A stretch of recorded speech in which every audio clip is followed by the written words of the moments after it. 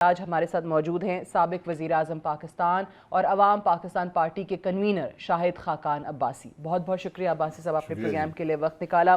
سب سے پہلے تو بتائیے، رمضان ختم ہو گیا، اب عید کے بعد واپس وہی گہما گہمی ہے، آپ کی جو کوششیں رہیں وہ کیا رنگ لائیں سب کو اکٹھا کرنے کی؟ میری نہیں ہے، سب کی ہیں، اور رمضان شریف میں بھی سلسلہ چلتا رہا. جی، اب کوشش یہ ہے کہ ایک اتفاق پیدا ہو جائے سوچ کے اندر کم از کم.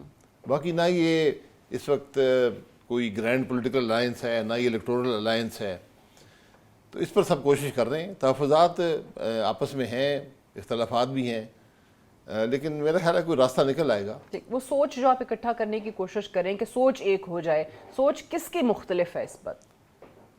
دیکھیں، سوچ تو اس پر سب ایگری کرتے ہیں کہ ملک کا نظام کیسے چلنا چاہیے، قانون کی حکمرانی ہونی چاہیے، لیکن آپس کے جو معاملات ہیں وہ ابھی تک طے نہیں پائے. جو مقامی، اب آپ دیکھ لیں، گنڈا پور صاحب بھی اور فضل الرحمان صاحب بھی ایک ہی ضلع سے ہیں. جی بالکل. تو اب کوئی ضرورت نہیں ہے کہ آپ چیف منسٹر اپنا کام کریں، وہ روز ایک نئی سٹیٹمنٹ داغ دیتے ہیں اور بڑی پرسنل قسم کی. تو ایسے ماحول میں تو مشکل ہوتا ہے بیٹھنا. مولانا صاحب بڑی برداشت رکھتے ہیں، لیکن جماعت کے اندر بڑا دباؤ ہوتا ہے کہ دیکھیں آپ ان لوگوں کے ساتھ بیٹھیں جو روز آپ کے خلاف باتیں کرتے ہیں. تو پی ٹی آئی کا مسئلہ بھی یہ ہے کہ ان کے جو لیڈرشپ باہر ہے اس وقت، جو جیل میں نہیں ہے، وہ ہر شخص مختلف رائے رکھتا ہے. تو وہاں سمجھ نہیں آتی کہ کس سے آپ بات کریں، کس کی بات پہ یقین کریں. ہر شخص اپنے طور پر وہ کہتا ہے کہ میں ہی سب کچھ، مجھے پتہ ہے، پیغام میرے پاس ہی ہے. لیکن دیکھیں، آن ون ہینڈ ہر کوئی یہ کلیم، جس طرح ان کی پارٹی سے کوئی کبھی ایک کو نکال رہے ہیں، کبھی دوسرے کو نکال رہے ہیں، پھر اینڈ پہ آ کے آپ کو بتاتے ہیں کہ نہیں یہ تو خان صاحب کا ڈیسیجن ہے. سو آن ون ہینڈ دے کلیم کہ جو بھی ڈیسیجن ہوتا ہے وہ خان صاحب خود لیتے ہیں، ان کو پتہ ہوتا ہے، ان کا حکم ہوتا ہے تو ہم تعمیل کرتے ہیں. تو خان صاحب کو یہ نہیں پتا کہ گنڈا پور صاحب جو بیان دیتے ہیں وہ کس طریقے سے معاملات خراب کر رہے ہیں، یا یہ خان صاحب کے کہنے پہ ہو رہا ہے؟ بالکل ان کو پتہ ہونا چاہیے، کیونکہ ایسے ماحول میں تو پھر اپوزیشن اکٹھی نہیں ہوگی. اور دوسری بات یہ ہے کہ جو پی ٹی آئی کا طرز حکومت رہا ہے، جو رویہ ان کا رہا ہے، جو ان کی سوچ ہے آئین کے بارے میں، حکمرانی کے بارے میں، اس کے ساتھ چلنا بھی مشکل ہے. ان کو بھی کچھ مظاہرہ کرنا ہوگا کہ بھئی ہم نے سوچ بدل لی ہے، ہم نے غلطیوں سے سیکھا ہے. خان صاحب اسپیشلی، یہ سب معاملہ ان کے اختیار میں ہے. تو ان کو کم از کم یہ سب کو یہ اعتماد دینا ہوگا کہ میں انشاءاللہ ایک بہتر طریقے سے چلوں گا. بڑی سیاسی جماعت اپوزیشن میں تو وہی ہیں. ٹھیک ہے. مولانا صاحب کی جماعت کے لوگوں کا جب یہ دعویٰ ہے کہ اگر الائنس بننا بھی ہے تو اس کی راہ میں رکاوٹ صرف گنڈا پور صاحب ہے، یہ دعویٰ درست ہے پھر فی الحال؟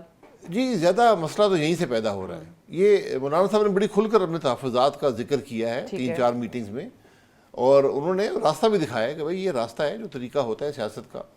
لیکن پھر ایک سٹیٹمنٹ آ جاتی ہے گنڈا پور صاحب کی طرف سے، اور پھر معاملہ بیٹھ جاتا ہے. مولانا صاحب، آپ کو لگتا ہے کہ اکیلے یا احتجاج پہ نکلنا، سولو فلائٹ لینا، اس کو اس وقت پریفر کریں گے عید کے بعد؟ کیونکہ چاہتے تو وہ بھی ہیں کہ احتجاج ہو حکومت کے خلاف، لیکن مل کے ہو یا اکیلے ہو یہ ڈیسائیڈ نہیں ہوگا. وہ احتجاج جو ہے وہ پہلے دن ہی سڑک کا نہیں ہے. میرا نہیں خیال کہ یہ مولانا صاحب کی سوچ ہے.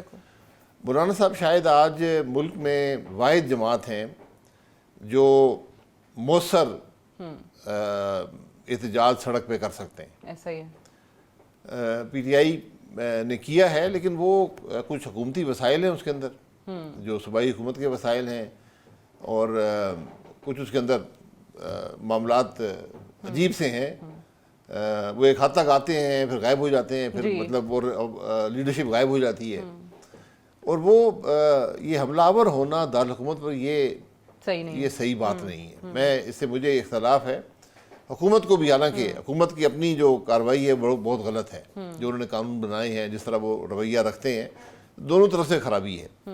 اچھا، جب ہم اقتدار میں بیٹھی جماعت پہ یا جماعتوں پہ، کیونکہ اتحاد ہے ان کا، تو تنقید کر رہے ہوتے ہیں کہ جی ڈیموکریسی نہیں ہے، یا بہت زیادہ فیصلے ایسے ہو رہے ہیں کہ جو یک طرفہ فیصلے ہیں، عوام کی رائے کو یا مشاورت کو شامل نہیں کیا جاتا ہے.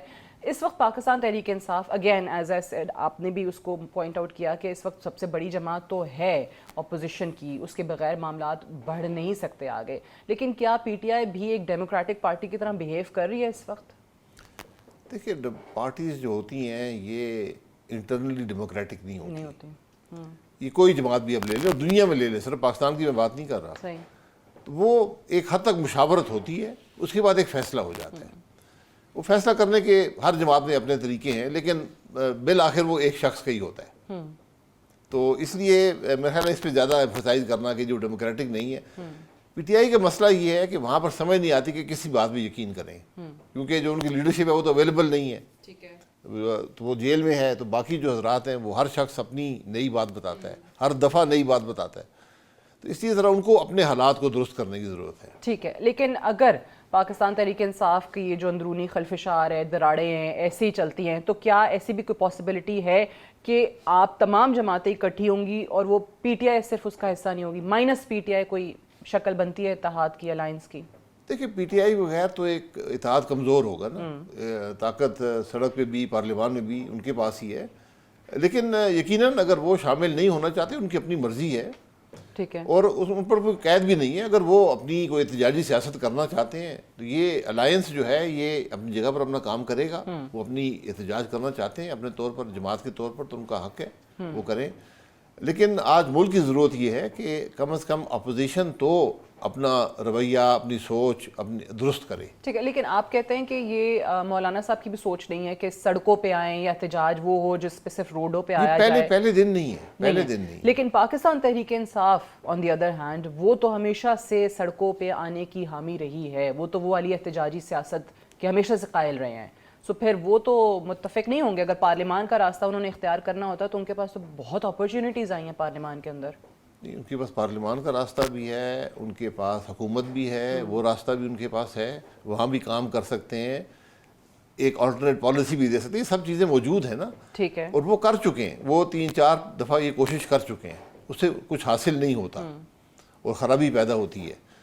تو اس لیے ان کو اب اپنے سوچ کو بدلنا پڑے گا. ٹھیک ہے, لیکن کیا یہ سوچ کی تبدیلی ان کو وہ دے سکتی ہے جو وہ چاہتے ہیں, اور وہ کیا ہے خان صاحب کی رہائی اور فوری طور پہ الیکشنز؟ دیکھیں جب یہ آپ ہدف یہ رکھیں گے نا کہ ایک شخص کی رہائی مل جائے, یہ آپ کی ناکامی ہوتی ہے. ٹھیک. آپ بات ملک کی کریں, ملک کے حالات کو درست کرنے کی کریں. خان صاحب کے معاملات اسی سے جڑے ہیں. جب وہ معاملے درست ہوں گے, جب ملک میں قانون کی حکمرانی ہوگی, تو ان کا معاملہ خود ہی درست ہو جائے گا. ٹھیک ہے. آج کوشش یہ کرنی ہے کہ ملک چلے کس طرح.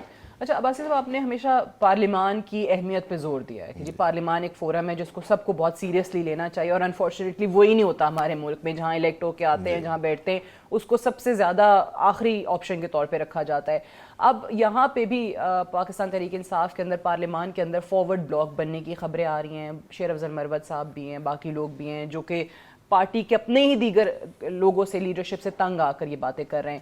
سو آپ کو لگتا ہے کہ فارورڈ بلاک بنانے سے یا دیگر جماعتوں کے بھی فارورڈ بلاکس بن جانے سے کوئی مسئلہ حل ہوتا ہے, یا کیا کر لیں گے؟ فارورڈ بلاک تو ہمیشہ ایک منفی مقصد کے لیے بنائے جاتے ہیں کہ جماعت کو توڑا جائے. جماعت کا ٹوٹنا کبھی بھی نہ ملک کے حق میں ہوتا ہے, نہ سیاست کے حق میں ہوتا ہے.